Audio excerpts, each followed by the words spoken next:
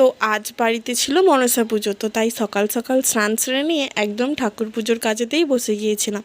সবার প্রথমে আমাকে নারকেল ছাড়িয়ে দিয়েছিল, তো তাই কুড়তে বসে গিয়েছিলাম। হাত কুড়ে নিতে সেরকম একটা পারি না বলে বটিতেই কুড়ে নিচ্ছিলাম। সবগুলো একই রকমভাবেই কুড়ে নিয়েছি। একটু সকাল সকালই করতে বসে গিয়েছিলাম, কারণ ঠাকুরমশাই খুব তাড়া থাকে, মানে উনি খুব তাড়াতাড়ি চলে আসেন। আসলে অনেকগুলো পুজো থাকে তো তাই। আর এইদিকে দেখো খইও ডেলে নেওয়া হচ্ছে। গুড় মাখানোর আগে ডেলে নিতে হয়, যাতে ওতে ধান কুঁড়ি বা কিছু থাকলে নিচের দিকে যেন ঝরে যায়। আর এইদিকে গুড়টাও গরম বসিয়ে দিয়েছিলাম। গুড়টা পাকানো হয়ে এলে ওই যে আঠার মতো একটু চিটচিট হয়ে এলেই খইয়ের মধ্যে মাখিয়ে দেবো। আর একদিকে নারকেল নাড়ুও বসিয়ে দিয়েছিলাম। চিনি, আদা আর একটু এলাচ গুঁড়ো মাখিয়ে ভালো করে, আর যেহেতু গুড়টা গরম থাকে তো তাই খইয়ের মধ্যে এইরকমভাবেই মাখিয়ে নিই।